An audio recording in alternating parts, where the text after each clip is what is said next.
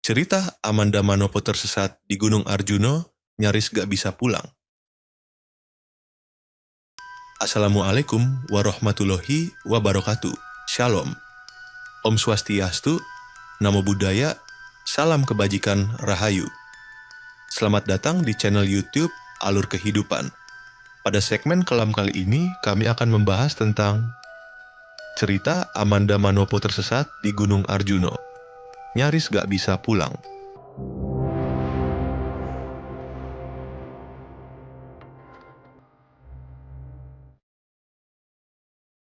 Pendakian ke Gunung Arjuno seharusnya menjadi perjalanan singkat untuk melepas penat. Namun, di gunung, rencana manusia tidak pernah lebih kuat dari kehendak alam. Pendakian ke Gunung Arjuno dimulai dengan niat sederhana. Sebuah perjalanan singkat, tanpa rencana bermalam, tanpa persiapan panjang. Amanda Manopo ikut bersama rombongan kecil, yakin bahwa jalur yang dilewati adalah jalur aman yang sering dilalui pendaki. Namun Arjuno dikenal bukan hanya sebagai gunung, melainkan sebagai wilayah yang menyimpan batas tipis antara yang terlihat dan yang seharusnya tidak diikuti. Kabut turun terlalu cepat. Bukan kabut biasa, melainkan kabut berat yang menelan jarak pandang dan meredam suara. Pepohonan menjadi bayangan hitam tinggi yang terasa semakin rapat. Langkah-langkah mulai terdengar asing, seolah bukan lagi berasal dari tanah yang sama. Saat itu, Amanda terpisah. Tidak ada suara panik, tidak ada teriakan. Hanya kesadaran perlahan bahwa jalur di depannya tidak lagi sama dengan jalur yang dilewati sebelumnya. Tanah terasa lebih lembab, udara lebih dingin. Jam di pergelangan tangannya berhenti bergerak, seakan waktu memutuskan untuk tidak berjalan bersamanya. Ia terus melangkah. Semakin jauh, hutan menjadi sunyi dengan cara yang tidak wajar. Tidak ada suara serangga. Tidak ada burung, bahkan angin pun seperti menahan diri. Hanya ada rasa diawasi, berat, dan terus menekan dari belakang. Di antara kabut, muncul sebuah sosok samar. Tubuhnya berdiri diam, punggungnya menghadap, posisinya terlalu rapi untuk sekadar bayangan.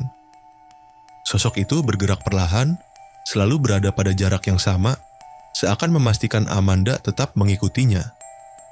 Setiap kali ia mencoba berhenti, langkahnya terasa lebih berat, seolah tanah di bawah kakinya menahan dan menuntut satu langkah lagi.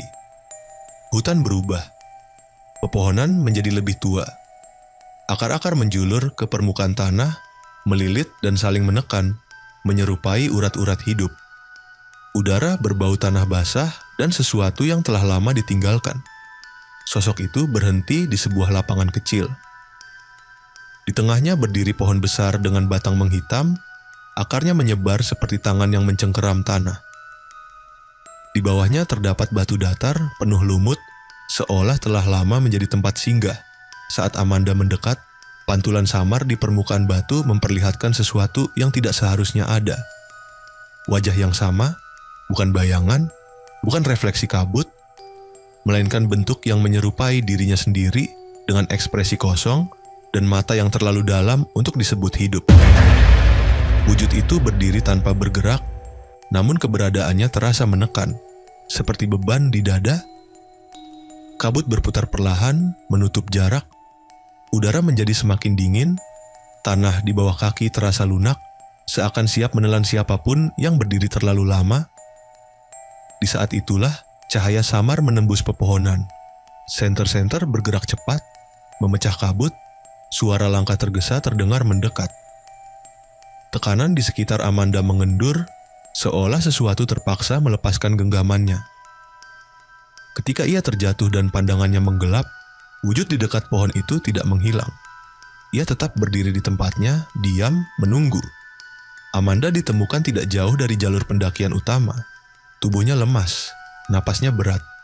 Menurut rombongan, ia hanya menghilang sebentar, tidak sampai 1 jam. Namun tubuhnya menunjukkan tanda sebaliknya. Pakaiannya lembab, tangannya dingin, matanya kosong, seperti seseorang yang baru kembali dari tempat yang tidak seharusnya dimasuki. Saat turun gunung, kabut kembali turun perlahan. Amanda menoleh ke arah hutan untuk terakhir kalinya. Di antara pepohonan, sosok itu masih ada. berdiri di tempat yang sama, tidak bergerak, tidak mendekat, tidak pergi. Wajahnya identik, posturnya sama, dan keberadaannya terasa terlalu nyata untuk disebut ilusi. Sejak hari itu, Amanda tidak pernah kembali ke gunung. Namun Gunung Arjuna tidak pernah benar-benar melepaskannya, karena ada jejak yang tetap tinggal di atas sana. Dan tidak semua yang turun dari gunung kembali dengan utuh. Hari-hari setelah kejadian itu berjalan seperti biasa. Tidak ada luka, tidak ada catatan medis yang mencurigakan, tidak ada penjelasan apapun yang bisa disimpulkan secara logis. Namun, ada satu hal yang berubah. Setiap pukul 18.18, Amanda selalu berhenti beraktivitas tanpa sadar. Tatapannya kosong, napasnya melambat, seolah tubuhnya sedang menunggu sesuatu yang tidak pernah datang. Dalam beberapa foto setelah pendakian, bayangan di belakangnya selalu terlihat sedikit berbeda. Kadang lebih gelap, kadang tidak sejajar dengan arah cahaya. Dan dalam satu foto, bayangan itu tampak berdiri sendiri, terpisah dari tubuhnya. Amanda tidak pernah menyadarinya. Beberapa kru mengaku mencium bau tanah basah ketika berada terlalu dekat dengannya. Bukan bau lumpur, melainkan bau hutan yang lama tertutup kabut. Suatu malam, kamera pengawas di tempat tinggalnya merekam hal yang tidak bisa dijelaskan. Pada pukul 18.18, Amanda berdiri tepat di depan cermin. Pantulan di cermin bergerak lebih lambat dari tubuhnya. Selisihnya hanya 1 detik. Cukup lama untuk melihat bahwa senyum yang muncul di cermin bukan senyum yang sama. Sejak saat itu, pendaki yang bermalam di Gunung Arjuna melaporkan hal serupa. Jejak kaki tunggal di jalur turun, hanya 1 pasang, ukurannya kecil, ringan, berhenti tepat di batas hutan, tidak pernah berlanjut ke bawah, dan di sekitar pohon tua dengan akar mencengkeram tanah, sering terlihat seseorang berdiri diam saat kabut turun. Posturnya menyerupai perempuan, rambutnya gelap, tubuhnya membelakangi jalur pendakian. Saat kabut menghilang, sosok itu tidak pernah ditemukan. Namun setiap kali kamera diarahkan ke arahnya, hasilnya selalu sama, 1 bingkai kosong, dan 1 bayangan yang tidak tercatat. Gunung tidak mengambil tubuh, ia hanya menukar tempat. Dan hingga hari ini, tidak ada yang benar-benar tahu siapa yang turun dari Gunung Arjuna malam itu. Terima kasih telah menonton video kami. Untuk kawan-kawan alur kehidupan silahkan subscribe, like, komen dan share. Dan bagi kawan-kawan alur kehidupan yang ingin berbagi cerita misteri, seram dan pengalaman spiritualnya, kalian bisa menghubungi alur kehidupan melalui email kami, alurkehidupan25@gmail.com.